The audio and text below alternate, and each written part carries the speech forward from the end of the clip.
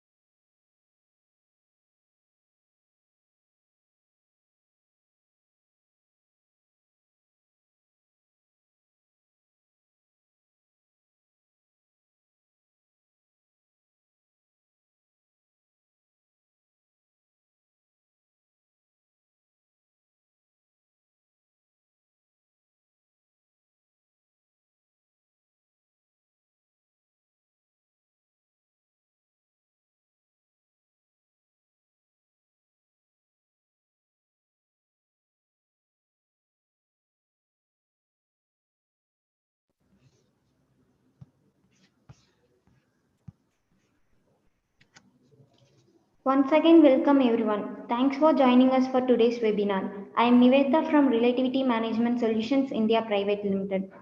I would like to introduce Mr. Navin to talk about relativity. Mr. Navin is Business Development Manager handling SMEs and SMBs over 10 years now. It's over to you, sir.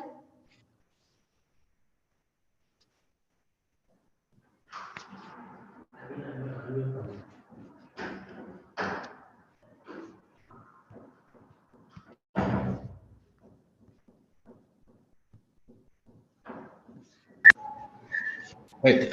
Thank you, Niveta. Good morning, all. I would like to give a small introduction about relativity management solutions. So, our mission is to provide a world-class payroll and compliance with a reliable, consistent, and client-centric approach with an affordable cost. And our vision is that we should be a most respected and renowned firm in HR and finance domain, providing unmatchable quality, best in class, uh, and effectiveness is beyond our expectation. This is what we follow, and we are practicing the same throughout our journey. So these are our verticals. So these are our services we are doing day in day out, like tax compliance, statutory compliance, and payroll end-to-end service, accounting service for SMEs, digital Form 16. So Form 16 issuance, we make sure like 100% compliant Form 16 will be delivered to our clients. And these are our few facts. Like we are almost 14 plus year old company, and we have rich experience in this payroll space for almost 15, 16 years. And we have almost 185 clients as of now. And quarterly, we process uh, 12 lakh transactions per quarter. And our accuracy rate is 99.49 percentage. We serve across 16 cities in India, and almost 5 lakhs Form 16 we issue every year. And our client retention rate is 99.98 percentage. So this is about relativity. And over to you, Niveta.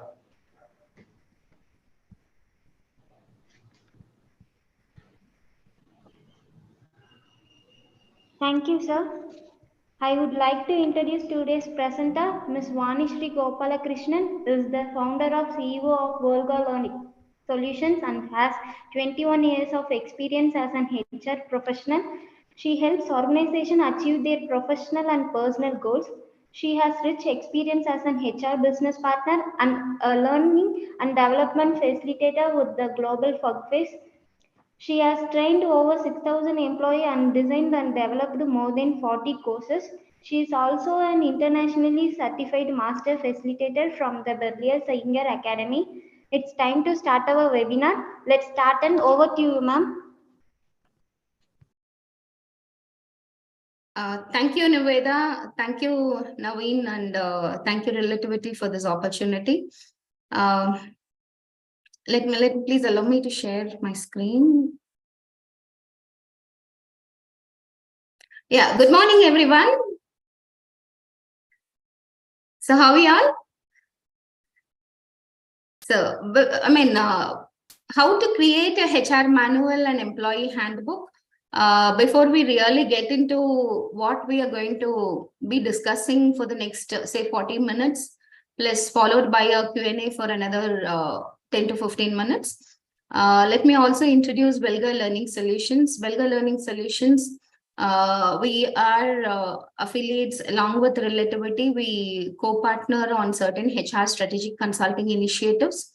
We're basically into the HR strategic consulting space, training and development, and also executive search for key talent. Key takeaways from the webinar that we would be discussing for the next few minutes.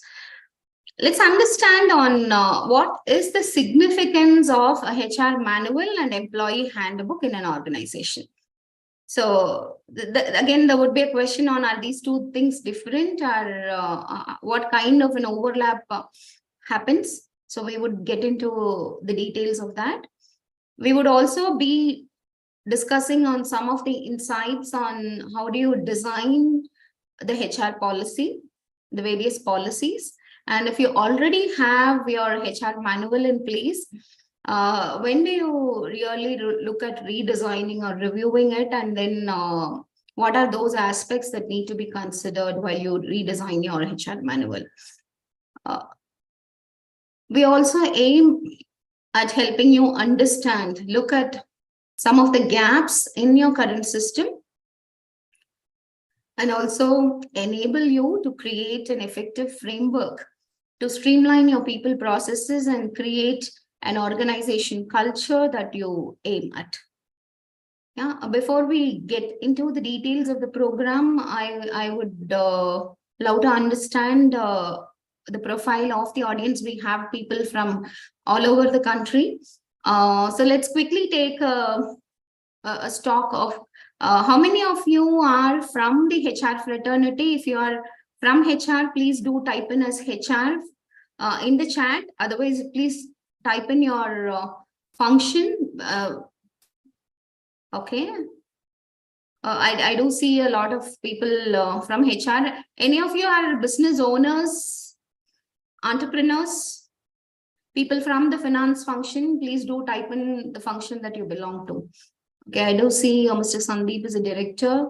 There's somebody from finance. Mr. Arun Ramaswamy is an entrepreneur. So welcome you all. Thank you for those quick inputs.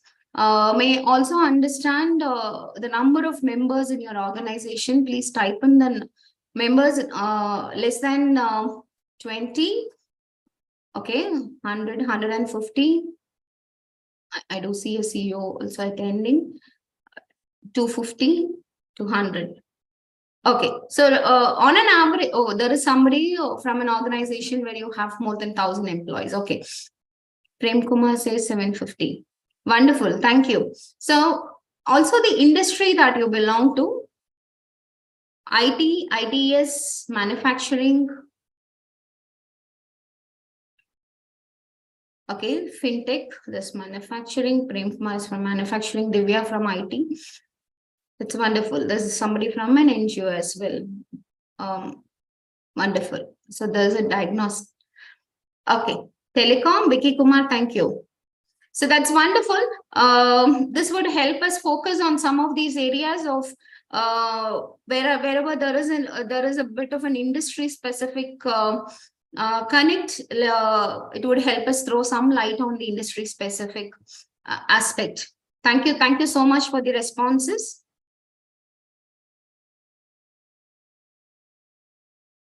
Now let's understand what basically is a HR manual.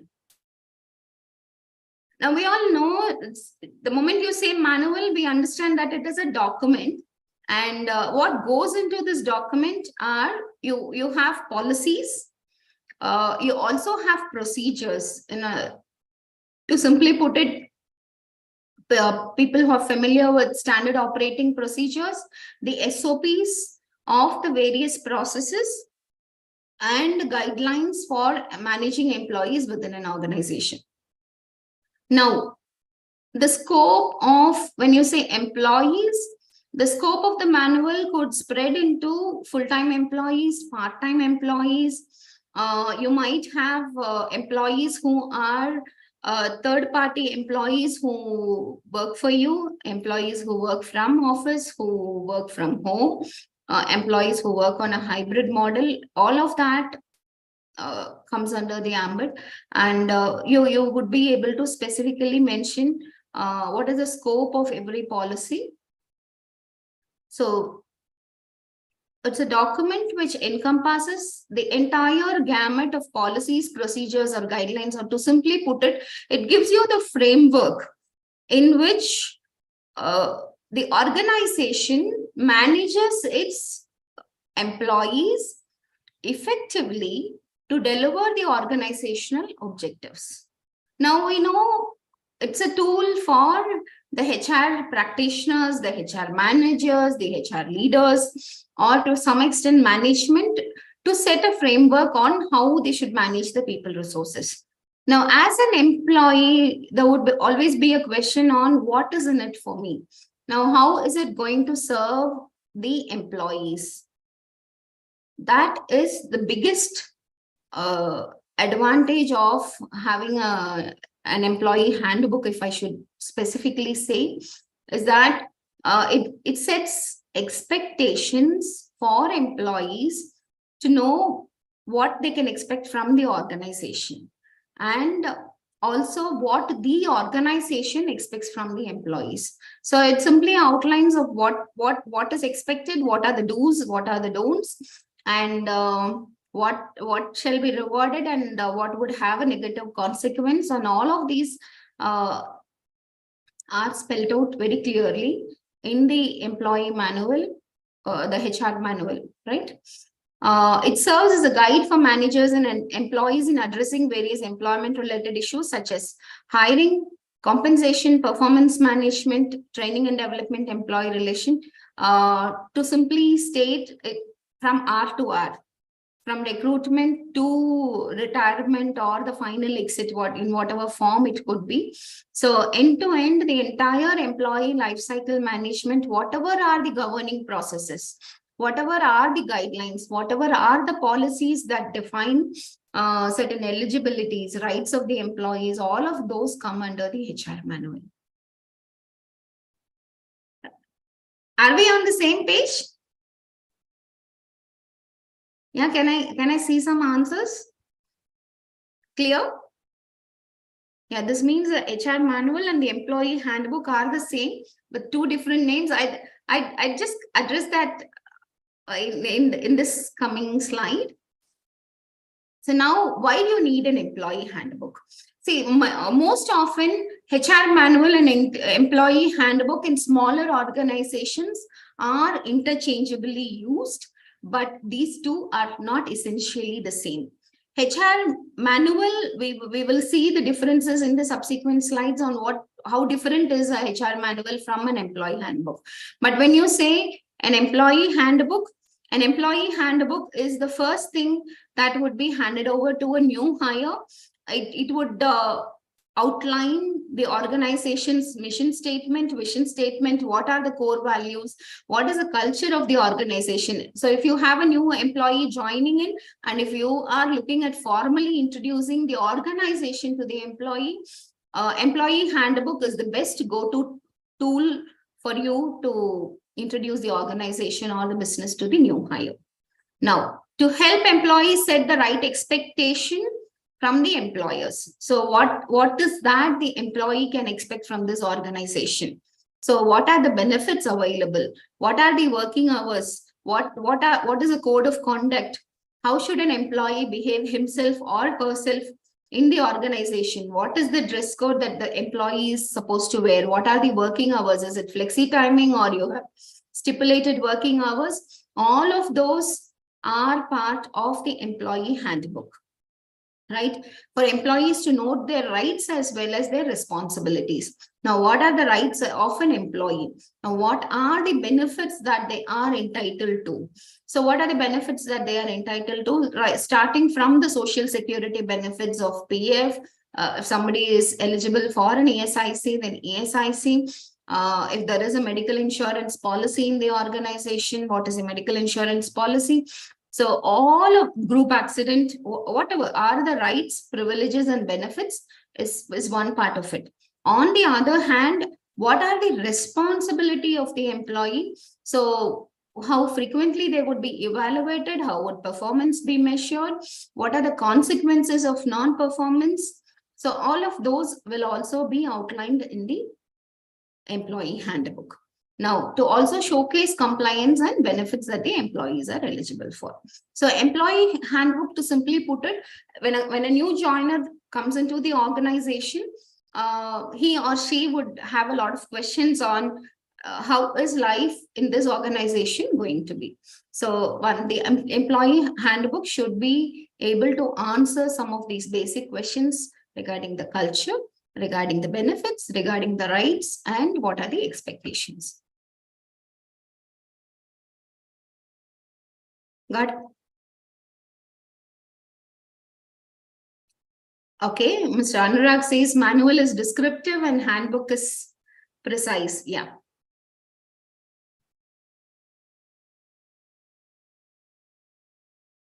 Now, what are the objectives that one needs to consider when you start drafting the HR manual?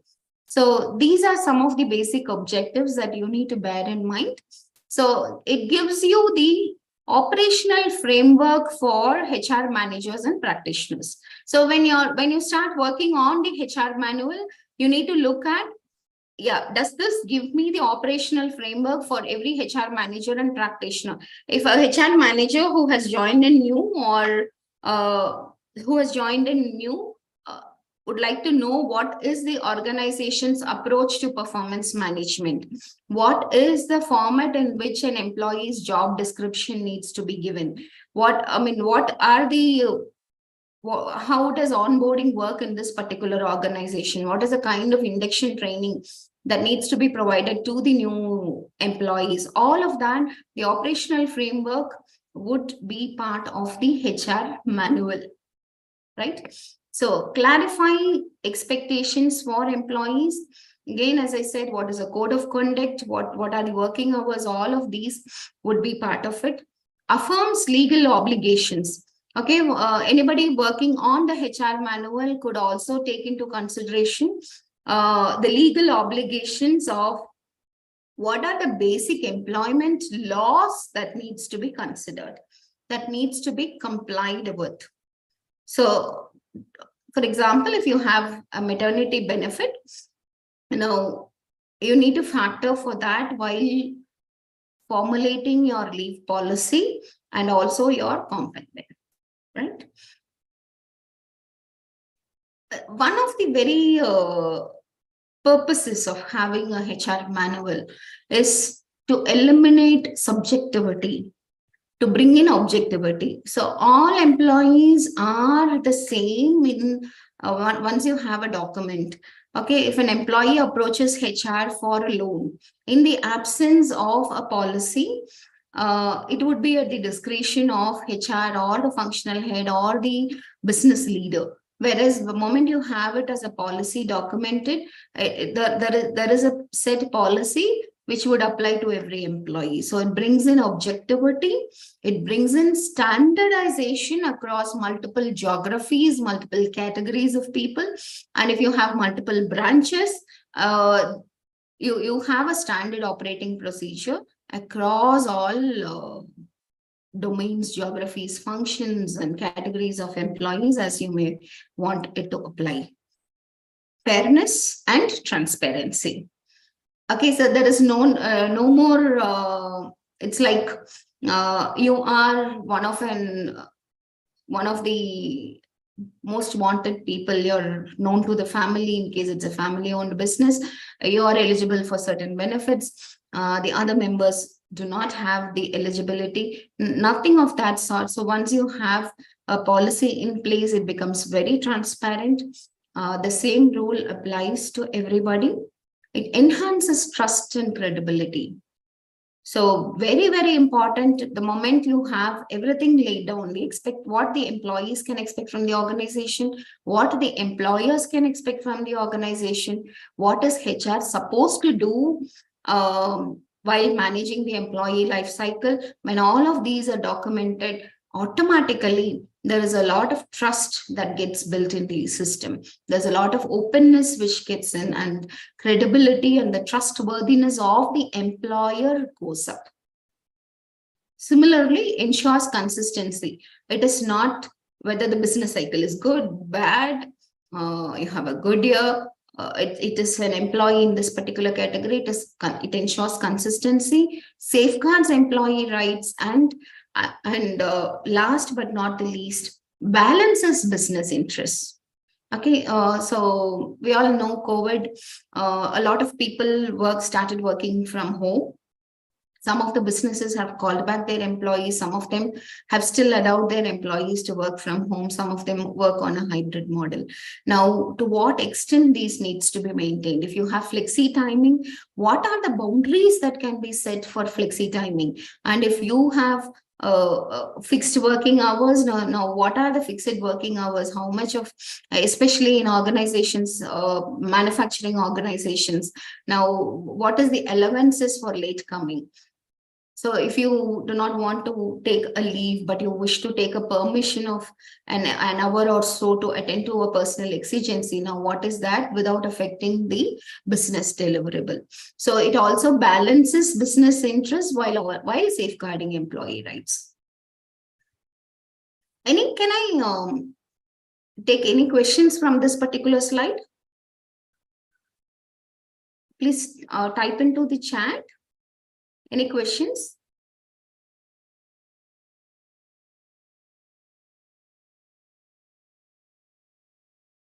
Okay, Mr. Anurag says no questions. So we move on to the next slide.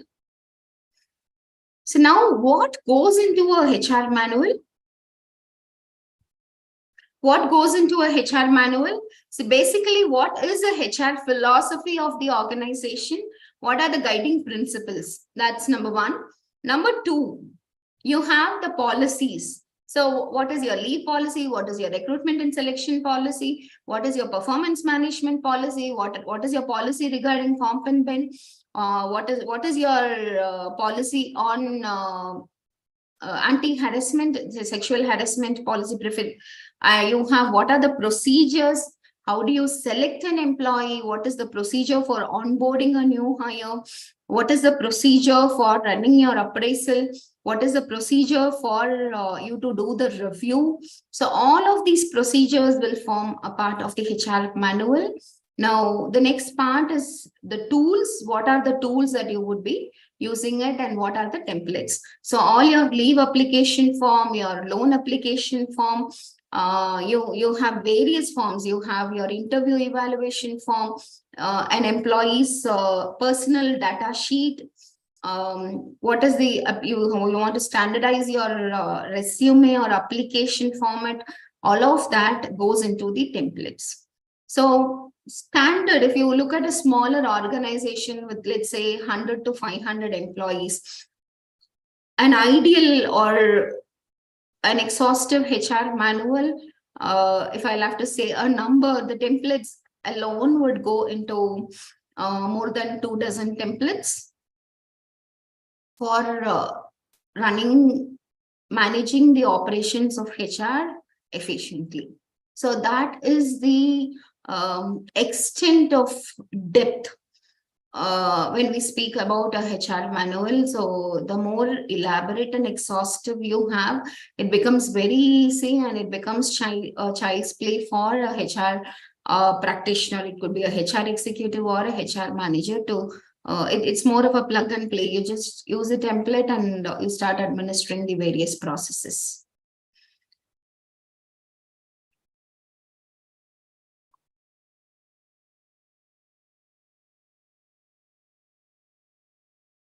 Now let's get into what are the factors that need to be considered in preparing the HR manual, right? So now let's assume that you're starting afresh and you'll have to start working on the manual. So what is that you need to do first is please take a laundry list of your organization's current people practices.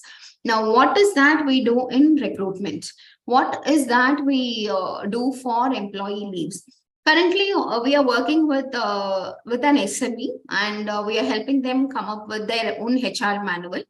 And now the first thing is we have an interview with the business leadership or with the HR. So in some of the smaller organizations, you may not have a dedicated person for HR. In case you have a HR person or a HR team, now you have an interview with the HR team and understand what is the organization's current practices and the various HR subfunctions. Now, recruitment, how is it being carried out? When it comes to appointment, what is the notice period that you practice? Do you have any probation which is followed in the organization? Now, what is the selection criteria that you apply for the various roles? Is there an interview evaluation form which is standardized? So now you make a matrix of all of these things, list all the HR subfunctions in a table, and then you get into the practices or the procedures which come under the HR subfunctions. Now you say what is available and what is not available. You refer to industry best practices. So there is a current scenario, and you also have a wish list of where would you want to see your organization to be in terms of the HR practices and policies. Now this is a wish list. Now you have a gap in between. How do you bridge this gap? So straight away from nowhere, you cannot get into the best practices. When I say it can't be 0 to 100. So slowly what you do is from 0, you take it to 20 or 30 or 40. And then over a period of time, now you will have a roadmap of a 3-year roadmap or a 5-year roadmap where slowly you keep building on your practices to reach a benchmark practice.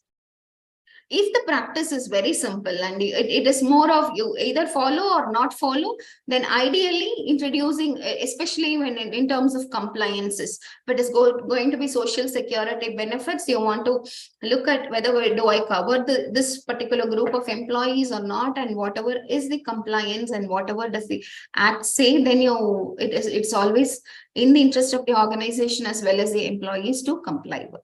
So now you look at what are the industry best practices, what are the legal requirements and implications of not following the legal requirement. Then you say, okay, these are the to-do list for me. This is the wish list of where I would like to introduce some of these measures. You also look at what is the organization's people philosophy. So is it more of you get into what is the style of your organization's leadership? What is the mission that you have and what is the people philosophy? For example, recently I was going through Freshworks. What is their people philosophy? There is an ample scope for employees to exhibit their own passion along with work. So now build some of these things, especially when you are looking at you're working on the employee engagement practices. So now some of these things can be incorporated into that. And what is the impact on business by introducing some of these things? For example, if you wish to have an additional holiday, or your organization so far did not have a paternity leave, now you wish to introduce a paternity leave, and now you go back and say, what is it, in what way is it going to impact my business? So how much of leave can we introduce in year one? So what is the gender ratio in the organization? How many beneficiaries would benefit out of this particular new practice that you wish to introduce? Now, each of these things would have, look at it in toto, it more in a holistic manner than in silos. So how would it impact all of these things? And always remember, it is the moment you give a benefit, you introduce something, whether it creates a wow factor, a happiness quotient, or employees are just satisfied about it, withdrawing any of the benefit would have a huge repercussion. It would seriously affect employee morale.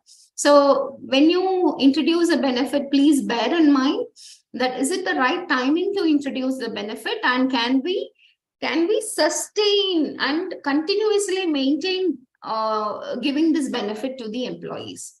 The moment you are not confident about sustaining with the benefit, please think twice.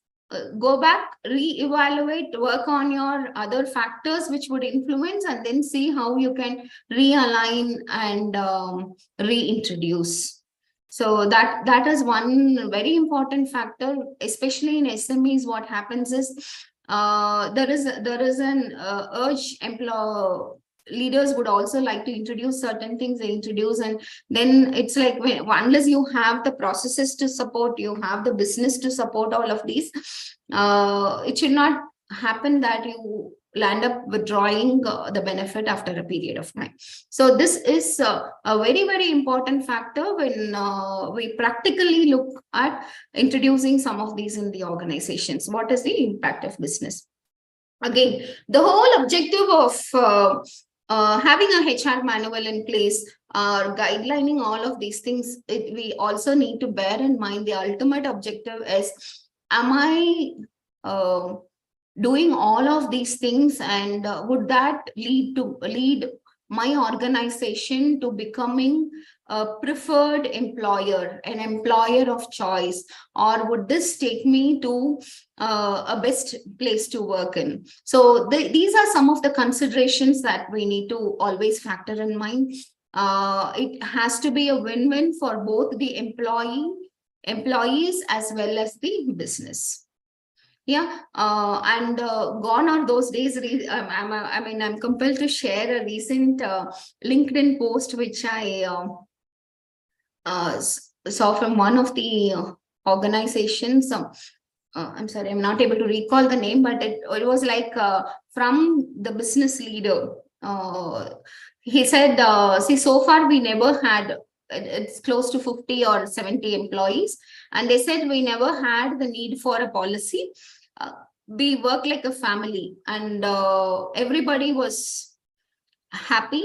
We thought we will work as an organization which will not have any policies, which would also mean you will not have any boundaries or restrictions, and it's just SOPs by which we would operate. But finally, post-COVID, there was a huge realization that some of the employees were not using the work from home appropriately. The productivity went down and performance was at stake, which impacted organizational deliverables and business results. So he had beautifully written, so now we are compelled to introduce HR policies. So from being an organization which wanted to give that freedom to employees, now we are also falling into the ambit of bringing in policies. So there is absolutely nothing wrong in having, I mean, the right approach is you allow your employees the freedom and pick and choose the right kind of employees, but it is always better to define the boundaries define the rules of the game so that people are transparent, people also know their limits, organization also understands its responsibilities, right? So as you grow as an organization, it's always better to have more exhaustive, very clearly laid down policies and procedures.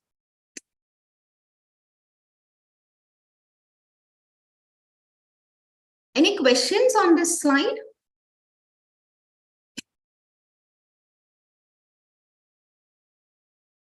Any questions on this slide?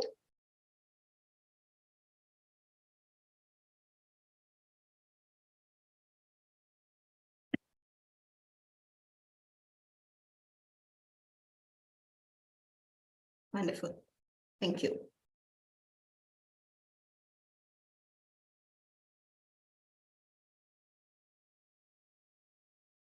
So now comes the most important question. HR manual versus employee handbook, what is the difference? So smaller organizations initially at least have one. So the approach is employee handbook primary users are the employees. So the objective of the employee handbook would be to provide information about the organization to the employees. So the beneficiary of an employee handbook is the employee. So if you will have to look at which goes first, HR manual or employee handbook. If you already have a HR manual in place, you need to extract relevant chapters and incorporate into the employee handbook. If you do not have both, start with an employee handbook because the number of beneficiaries are more, and that would serve as a common reference for employees as well as the HR members. Now, HR manual, as somebody in the beginning of the session mentioned, it is very detailed and exhaustive. It is very descriptive. Whereas employee handbook is selective. It is more general. It is about very specific benefits that would reach the employees and what is the protocol that they are expected to behave with, what is the code of conduct, and it focuses on workplace practices and policies and guidelines. Whereas HR manual focuses on the HR processes, and the beneficiaries are the HR leaders, HR managers, and practitioners. If you, the question is, are both required? Yes, both the HR manual and employee handbook are required for an organization, and both of them should be in sync. Employee handbook is a very, very concise document with a few pages where employees can quickly refer to and take inputs from. HR manual is pretty exhaustive. It is a limited circulation edition meant for HR and management, whereas employee handbook is, every employee ideally should be given a copy of the employee handbook. And today we have most of the organizations, you have the e-manuals. Employee handbook is offered as an e-handbook, which comes in handy, and you can always use it as a point of reference, right? Are we clear? Now, do we understand the difference between a HR manual and a HR handbook? Are we understanding the difference? Thank you, Mr.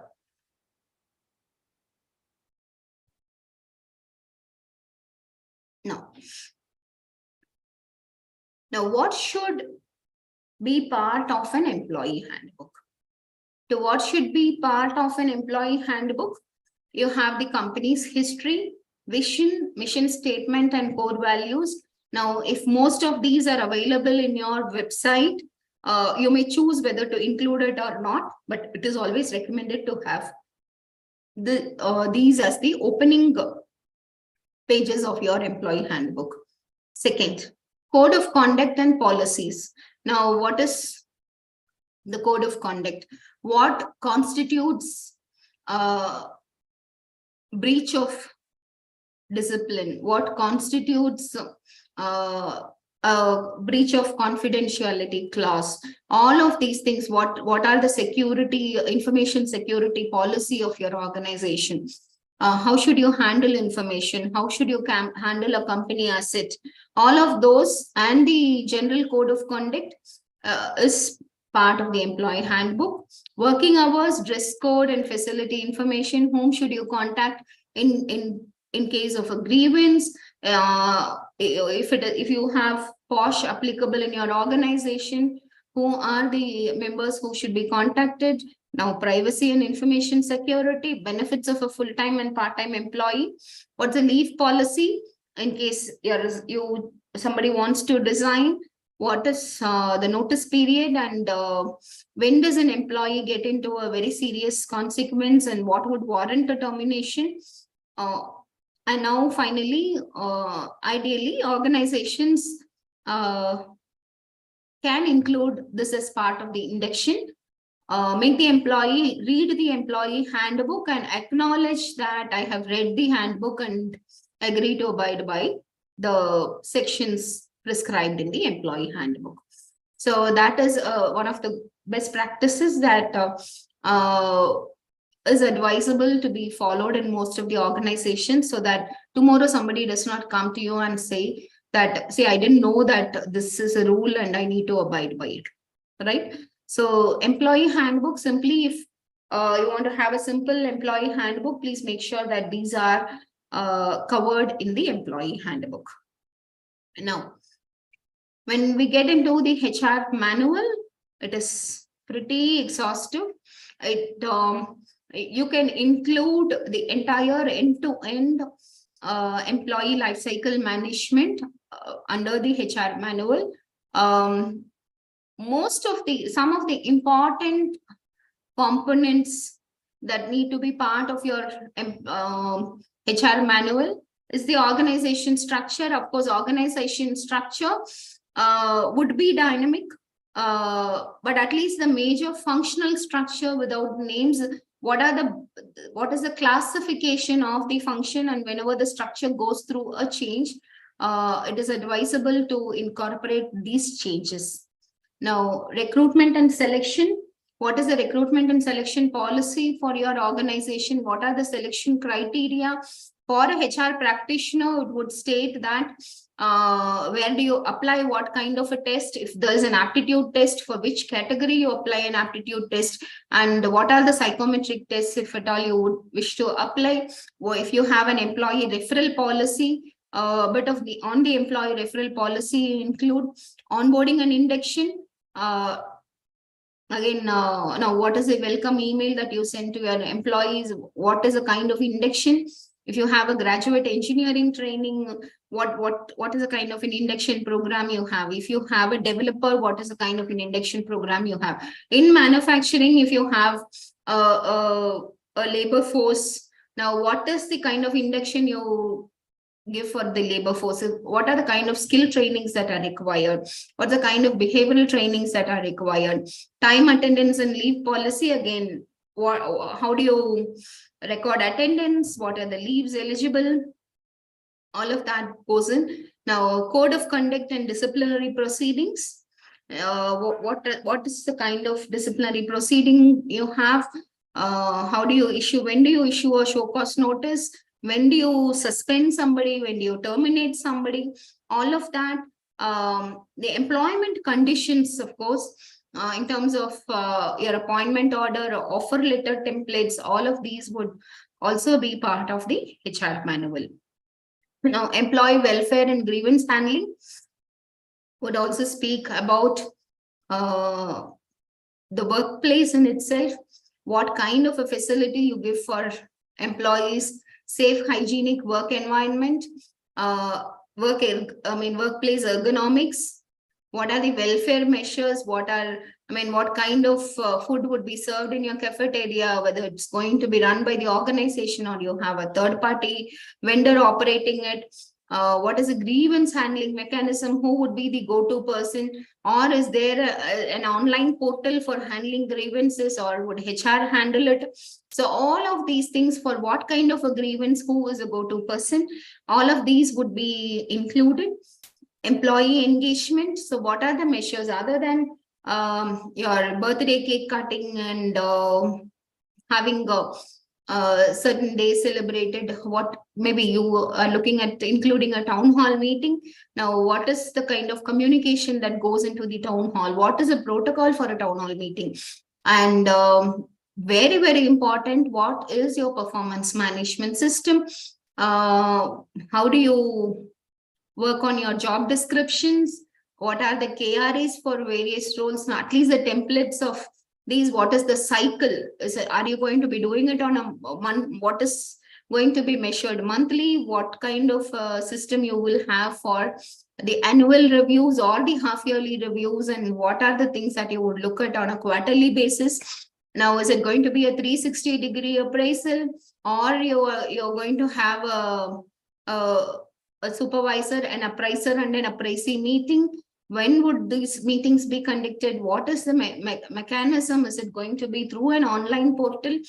So all of these go into the performance management system. The next is training and development. So when you're talking about training and development, what is the approach you take for training? What are the, one is your functional training. The second part is your behavioral training. What are the behavioral competencies? I'm sorry. So how do you look at having your training budgets? What is the kind of annual training calendar you would have? Who would be doing the training coordination? Or how does your organization approach training, in short? Exit management. Again, what are the circumstances? Now, what is going to be the relieving formalities? What are the dependencies you have? Now, what are the assets? Whom should NOCs be obtained from? What is the notice period? All of those go into the exit management, including the exit interview. Who takes the exit interview? And after the exit interview is taken, what is the process that gets followed? Who reviews the exit interview, and how does it work? Now, compensation and benefits. Again, what are the benefits you give for employees? What kind of approach your organization takes? So these are all when it comes to employee lifecycle management. And you also have a large governing framework, or what are the basic acts and labor laws that need to be complied with. That would also be incorporated while designing each of these HR manual contents. Each section of the HR manual in itself is exhaustive, and it would give the complete guidelines for the employees to look at. Yeah. So broadly, this brings us to the end of the entire framework, and what are the basic essentials that you look into while you create a HR manual or an employee handbook. So thank you very much for participating. Before we get into the discussions and question and answers, may I invite Niveda to launch the poll?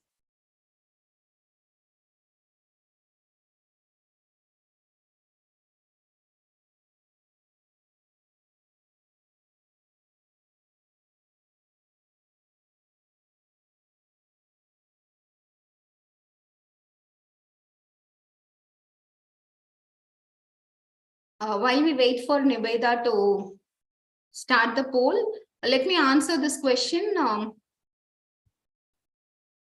So, how exit management in HR manual different from resignation and termination in handbook? Handbook would only talk about resignation, what is the notice period, and what kind of disciplinary, what kind of an activity by the employee can lead to termination. These are the two things. When you're talking about a manual, it would talk about the process that HR would need to follow. So HR would, the process would be like, you submit your resignation letter. Now it would go to the functional head. The functional head would confirm on the date of relieving, and the request for the replacement would be raised. Now the handing over or the knowledge transfer would start. What are the relieving formalities and the relieving checklist that would be handed over to the employee? So the HR would hand over the checklist to the employee, and then the checklist would be completed by the employee and handed over back to HR. So that is on the how different different is it from in the HR manual and the employee handbook? So we'll just pause for a few minutes. Please take the poll, and once you complete the poll, we would continue with the discussion.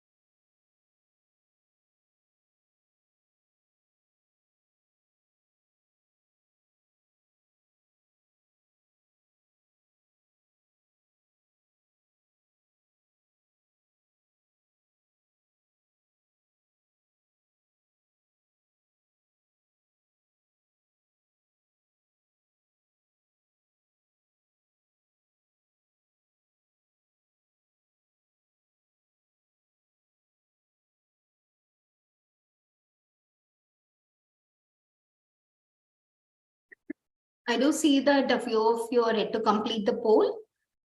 May I request you to kindly take the poll and complete it?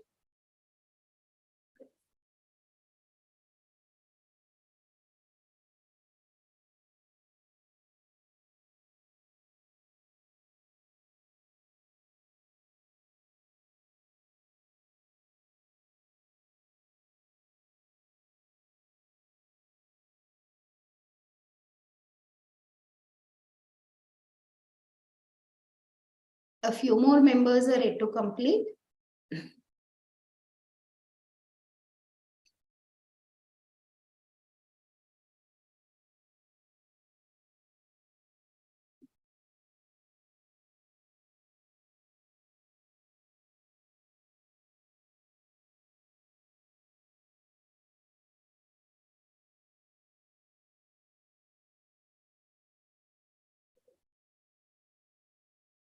A few of you are still remaining.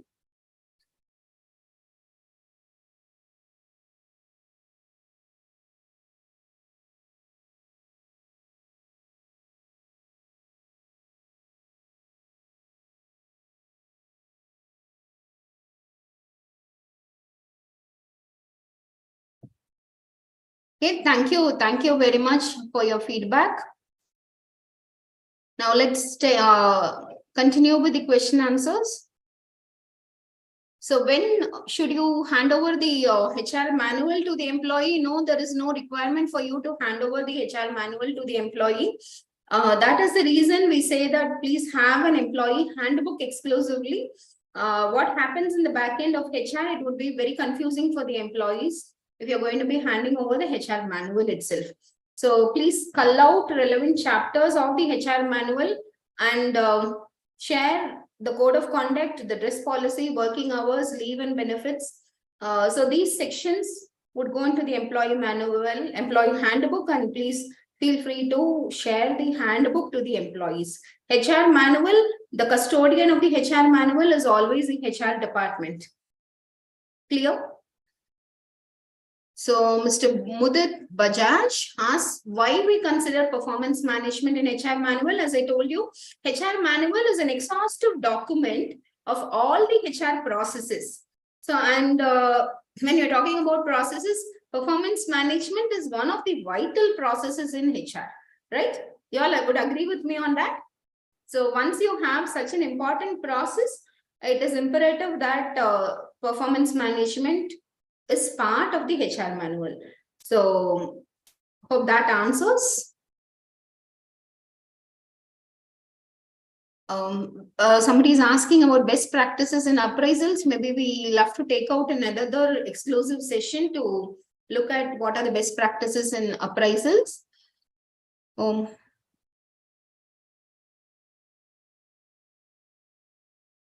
Does a candidate, Mr. Hem Chandrakar, does a candidate gets the authorization with the HR handbook during that time when he or she is currently interning with the organization? When you have an intern, see, basic things on working hours, dress code, these are what would apply to the intern. So to that extent, you can allow them to read and then can take it. So you don't have to essentially hand over a copy of the policy to them, but it is important that they are made aware of what are some of the basic protocols that they follow while at office. I mean, PPO is completion of internship. Once they complete internship and then join your organization as a trainee or an executive, that's the time you can hand it over to them. There's as such, if there is nothing confidential, there is nothing wrong in handing over the employee handbook to an intern, right?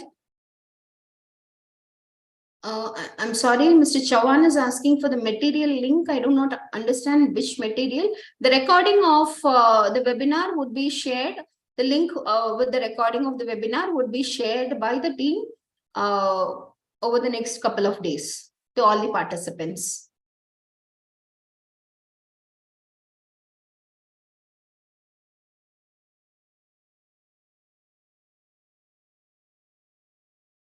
For example, in standing orders, if you are talking about standing orders from Mr. Binoy, from a factory's perspective, you have primarily code of conduct, which would be more elaborate in terms of the standing orders. Under such scenarios, you would have different code of conduct applicable for staff and different kind of code of conduct for workmen.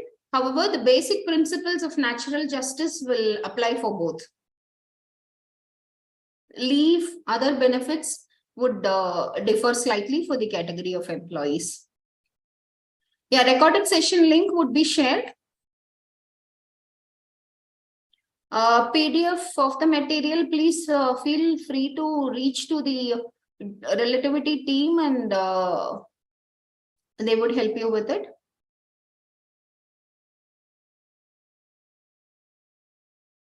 Any other questions?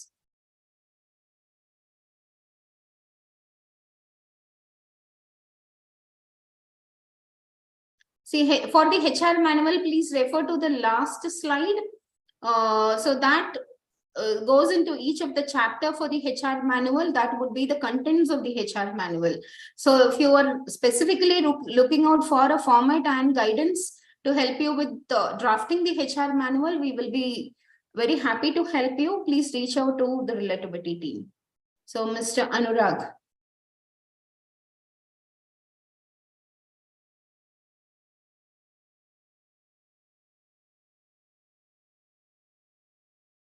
Any other questions?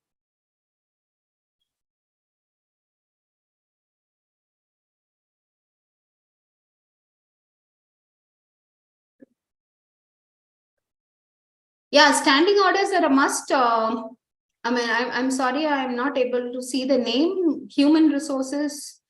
You need to have a standing order, especially in a trade unionized environment. As per the factories act and as per the factory rules of your respective state, you need to have the standing orders, certified standing orders. And if you don't have certified standing orders, at least the model standing orders will apply.